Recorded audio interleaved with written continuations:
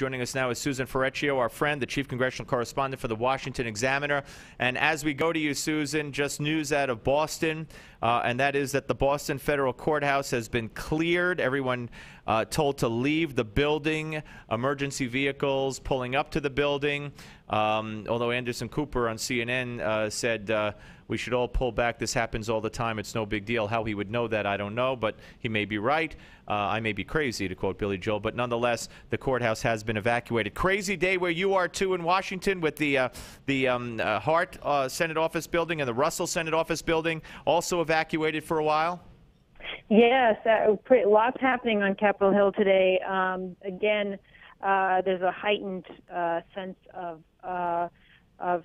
security on Capitol Hill because last night it was revealed that a couple of letters were sent to off-site mail facilities. One letter directed to President Obama and the other to Senator Wicker of Mississippi, and they tested positive for ricin, which is a poisonous biotoxin. It's a preliminary test. They have to be further tested to see if they really truly do contain ricin or if it's what they call a false positive. Anyway, so on Capitol Hill today, everyone really had their eyes out for anything suspicious. The police ended up taking and interviewing a man who came to the Senate office buildings with a backpack with letters in it. We don't know much more than that, but the buildings were, for a little while, folks were told to stay in their offices. And then after a while, they were allowed to come out, and the guy who was being questioned is no longer there. The backpack's gone, the suspicious package are gone, and everything was given the all clear. Everything is safe. So there's all kinds of things happening aside from, of course, the all-important legislation that is being debated as we speak on the Senate floor, and that, of course, is the legislation expanding background checks and some other items that would deal with gun control on the Senate floor today. So there's a lot happening on Capitol Hill. And then in addition to that, of course, there is the full text of the immigration reform legislation that was crafted by this bipartisan gang of 8 in the Senate. Over 800 pages, huh? Yeah, we got the outline yesterday. Today, of course, they dropped the entire bill with 800 pages full of things that I haven't read the entire bill yet. I'll say I've only read the outline. I've been doing the gun control, but I've been seeing little tweets here and there about things, whether or not well, like free cell phones and a ban on racial profiling and a whole bunch of other goodies. And of course, you probably have to pass the bill to know what's in it. Where have I heard that before? Well, and that whether or not it truly strengthens border security, and in some cases, for instance, I know there was one provision where it would be a goal that 90% of people crossing the border illegally would have to be captured, and if not, you would have this creation of a commission. Well, it turns out that that 90% figure only applies to certain parts of the border, probably some of the more porous parts of the border, I think, which would make it relevant. But so there's all kinds of questions about how strong the border control aspect of this legislation Right, which might pose a huge problem, especially in the House. Let me go back to the guns for a second.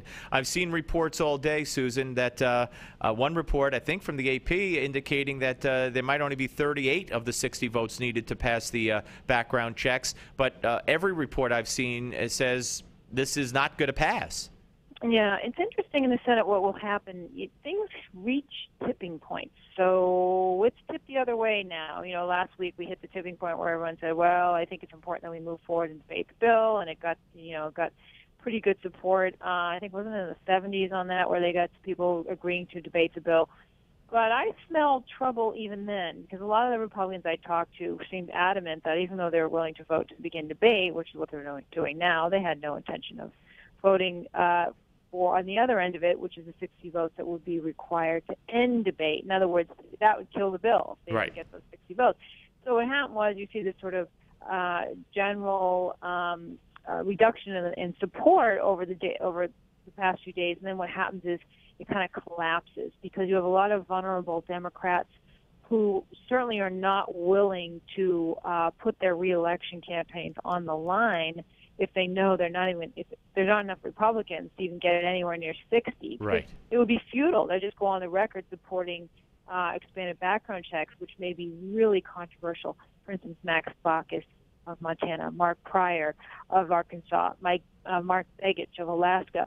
all these folks are up for re-election, and they come from states where it would be politically dangerous for them to support even the expanded background checks, because people there feel that expanded background checks, while it seems, like something reasonable, it also is something that some people believe would trample on their Second Amendment and lead to a gun registry. Correct. Yeah. And eventually force the creation of a gun registry in order to enforce the background check. And Susan, there's an AP poll out today that shows gun reform or enhanced gun laws. Only 49% of Americans favor that when asked that question that way, as opposed to about 58% in January.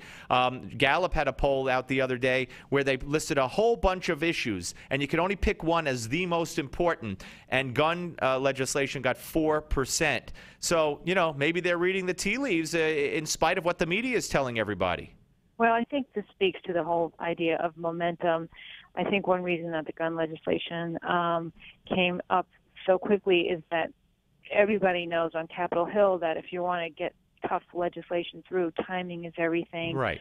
The wake of the Newtown Sandy Hook Elementary School shootings really kind of jarred the nation, and you saw these poll numbers look much different back then, where people really were eager to see some gun control. Right, and now it's waning. And the president really hasn't been that effective in selling it. Neither have the parents of Newtown. Listen, I thank you. Busy day. Lots that we got covered. I really appreciate it, as always, and we'll speak to you again soon. Stay safe out there. Thank you, Steve. Appreciate it. Bye-bye. Susan Ferrechio, ladies and gentlemen, Chief Congressional Correspondent for the Washington Examiner. When we come back, Democratic Congressman Bobby Rush will be here to discuss, among other things, ending the term illegal alien. Don't go away.